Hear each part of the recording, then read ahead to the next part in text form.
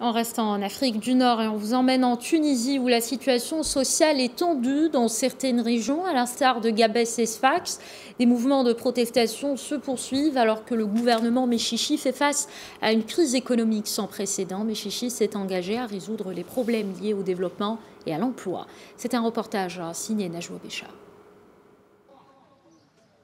En concluant l'accord avec la coordination du sit-in Al-Kamour et la reprise de l'activité dans le champ pétrolier au sud tunisien, le gouvernement pensait avoir résolu l'une des crises sociales les plus profondes, mais il ne savait pas que quelques jours après, les protestations et les sit-ins allaient éclater de partout. Plusieurs mouvements sociaux ont été déclenchés simultanément et dans plusieurs gouvernorats. Des protestataires ont pris d'assaut des zones industrielles, à l'instar de Gabès, où les protestataires continue de bloquer tous les points menant au groupe chimique, exigeant l'application des accords précédents du gouvernement. Le gouvernement est le seul responsable de cette situation de crise, compte tenu de sa manière de traiter les dossiers sociaux et les manifestations populaires, à l'instar du dossier d'El-Kamour. D'ailleurs, il est probable que le cercle des manifestations s'élargira au cours des prochains jours. Il peut même atteindre la capitale avec l'apparition de nouveaux acteurs sociaux qui peuvent mettre la pression sur de nouvelles vannes de production.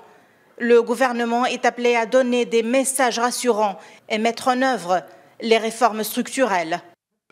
Le chef du gouvernement, Hichem Méchichi, avait annoncé dernièrement une nouvelle approche de développement différente pour résoudre le dossier du développement régional, promettant une nouvelle démarche pour répondre aux aspirations des citoyens, notamment dans les régions intérieures du pays. Des experts se déplaceront sur place dans tous les gouvernorats dans le but de mettre en œuvre les projets en partenariat avec les organisations nationales et la société civile. Ce processus participatif rend avec la prise de décision unilatérale et centralisée, car elle ne tient pas compte des spécificités de chaque région.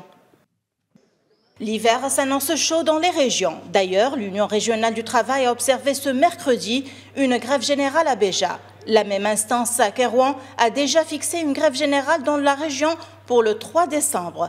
À Kasserine, des sit-iners menacent de couper l'eau potable. Prenons comme mauvais exemple la résolution du dossier El-Kamour. Des protestataires des 4 coins du pays ont adopté la même stratégie de manifestation. Les cris de victoire des sit-iners d'El-Kamour semblent donner en effet des idées à d'autres. Depuis Tunis, Najwa Bécha pour Médien.